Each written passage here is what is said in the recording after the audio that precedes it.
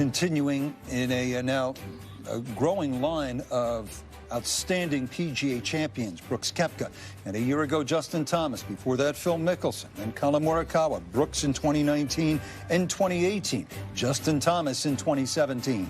Speaking of Justin Thomas, not lost on JT that Brooks dominated this on social media. Guy knows how to play in majors. Incredibly impressive, and that it was. Congrats to Koepka and his team on another. With more, let's go back down to Todd. Well, Rich, Zach Johnson played the weekend here at the PGA Championship, fired a final round 71 today. And after play, he was asked about the possibility of a LIV golfer being on his United States Ryder Cup team that he will take to Rome. Zach had some interesting comments. He said if a player qualifies for the team, like Brooks Koepka, he will be on the team. He is not going to ban any LIV golfers. He also had some interesting comments saying, I think it's too premature and, frankly, irresponsible to have any sort of opinion on a LIV golfer being on the team. He said he has not talked to any of his vice captains or anyone else that could possibly be on the team about having LIV golfers on the team. He did say that he will not go to a LIV golf event to scout a player or players that could possibly be on his team. Remember, he gets 6 picks for his United States team. He also had this interesting comment. He said, I mentioned chemistry. I don't think I mentioned character. So take that into context. I mean, chemistry is important on any team. It's important with any leadership of any team, but it's also important with anything you're trying to construct. You want to go out and win. Now, I did have an opportunity to talk to 4 players that were on the United States Ryder Cup team that won at Whistling Straits. And I asked them would they have any problem with a LIV golfer being on the U.S. Ryder Cup team going to Rome. 3 of the 4 said no problem at all. 1 player said it depends on who it is. And by the way, those comments from Zach Johnson came after his round, but before Brooks Koepka won the Wanamaker Trophy here at the PGA Championship. Rich? All right, Todd. Facts. You played a Ryder Cup right here in 1995. What's your feeling on all this? Well, I look at Brooks as a guy that he lives down in Jupiter, Florida, where Justin Thomas is, Dustin Johnson is, Rory is, Keegan is. It seems like the whole golfing world and many of the players that are going to play on either side of the Ryder Cup team. Captain Luke Donald is down there. When you talk about the LIV golfers that left the PGA Tour to go over and play there, you never hear a bad word from those players about Brooks Koepka. And when Captain Johnson starts talking about character, I think Brooks would be a fantastic addition to the team, particularly inside the locker room. I mean, you don't hear many good words spoken about Phil and Bryce and Patrick Reed that they left. It was almost like let them go. I think Koepka is one of the main reasons why he went to LIV is he was injured. He said stuff about that on Full Swing. I think he would like to be back playing more on the PGA Tour if he could. But I also think that playing on the LIV has been good for him, and the burden that he's had carrying the LIV banner, really, when he came over here, was there more pressure on him because of that? Does it mean it's more competitive than we thought? I just think it means he's a great player, and I think that they'd be foolish. Zach would be foolish not to consider him. Well, the reasons for him to be on the team are pretty obvious, right? He'd make the team better. It'd make the Ryder Cup more compelling. But the reasons for him not to be on the team, I think, are pretty obvious, too. Don't you think it would be a bit of a slap in the face to the players that didn't go, that didn't take the money and go to LIV, that somebody who took the money could now have their cake and eat it too? And in playing on the Ryder Cup team, would it not in some way elevate LIV, make it more legitimate? And LIV, by the way, is involved in and actively suing the PGA Tour at enormous expense to the PGA Tour, and that expense and money is coming out of the PGA Tour players' pockets.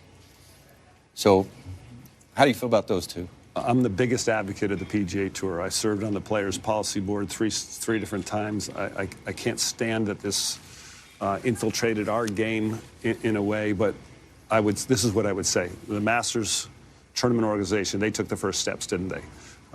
They said, look, we're going to honor our commitments to the qualifiers. The people that have qualified to play in our tournament are going to continue to play. Those exempt players that have won the Masters previous,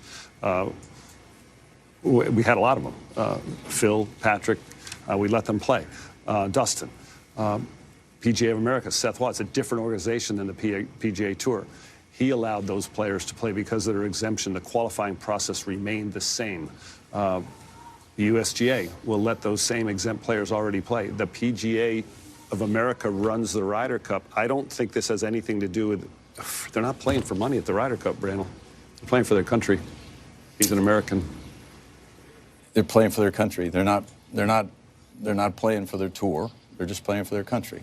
There's certainly a sense that the Europeans are playing for their tour. You're right. Yeah, I think you're right. You make a reasonable point. They're not playing for their tour. They're just playing for their country. Well, they're playing golf.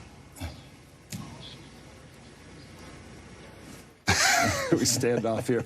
No, I mean, honestly, it's a hard decision for me. I don't know that there's a right answer to this, but I know that Koepka, he's second on the points list right now. He's only played in two events on the PGA Tour. Yeah, second and first will move you right out. Yeah, the Ryder Cup here. Sure will. The big fear was always that, to use your phrase again, they would be able to have their cake and eat it too. That really the leverage that the Tour might have would be if the governing bodies who run the majors and the Ryder Cup could come down on the LIV defectors and preclude them from playing in their events. But if they couldn't, well, then the guys, would have gotten all their money from the Saudis, and they'll still be able to play in the events that matter the most, and a chance to burnish their images and their reputations, as Brooks did today, and he earned that, and they likely would be able to do waving the American flag later this year in Rome. It feels like they're getting what they wanted. Well, they're great players, obviously. They didn't. No question. Nobody doubts that. The Saudis didn't give them all that money because they were average players. They gave them all that money because they were great players. So it shouldn't come as that big a surprise that they're playing great in the major championships. But the fact still remains is that LIV is suing the PGA Tour, right. And the qualifying process to get on, when you say they're not playing for the PGA Tour, the qualifying process for the Ryder Cup is through the PGA Tour. They get there through the PGA Tour. Right, and the status that the PGA and that the players have, by and large, that went there, was garnered through the PGA Tour. So, in essence, you're allowing, at least the way I see it, is that you're allowing somebody on the team who is actively, is part of a tour that is actively suing the PGA Tour. I know that everybody pretty much likes Dustin Johnson and Brooks Koepka. You don't ever hear anything bad said about those guys. They're, phenomenal. You can't make rules for good guys and bad guys, right? But you can't make rules for good guys and bad guys. Brooks, by the way, is up to number 2 in Ryder Cup points with the win today. Scotty Scheffler is number 1. And here's Scotty on this Ryder Cup situation. Well, I want to win the Ryder Cup. I don't care about tours or anything like that. I want to win the Ryder Cup. Something we talked about, last year when we finished, or I guess it was like a year and a half ago now, but we want to beat those guys in Europe. It's been a long time since we beat them, and whoever the best 12 guys that make a complete team. It's different than an individual tournament. We want a team of guys that are going over there together to bring the cup back home, and that's really all I care about. Facts, go ahead. Well, you think about what Rory done to shoulder the burden of representing the PGA Tour against the LIV. Like Tiger Woods certainly was a big factor in there as well. And you heard comments earlier this week from both Jon Rahm and Scotty Scheffler that they don't think about that stuff. And I think that's one reason why they excel. But I also think they have a responsibility to back the PGA Tour and Rory McIlroy and the rest of the PGA Tour. I just see the PGA. The Ryder Cup is something that's a little bit different from that. And how do we take away a player like Koepka, who's already second, he's only played in 2 events, from having a chance to participate? Yeah,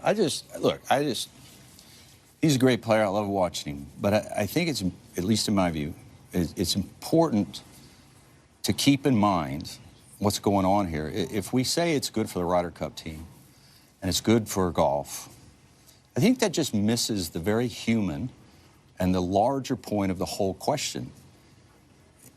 It's bad for the people who continue to be oppressed by the man who controls the funds for LIV Golf.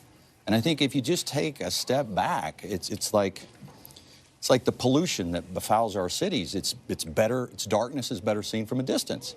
And when you just look back at what that tour is all about, where the money comes from, and why that tour exists and that they're a part of it.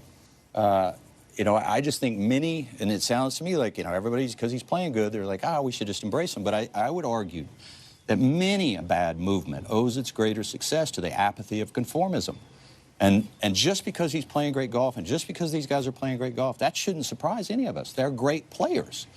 But they're actively playing on a tour that is about laundering the reputation of a horrific character, who, by the way, is suing the PGA Tour.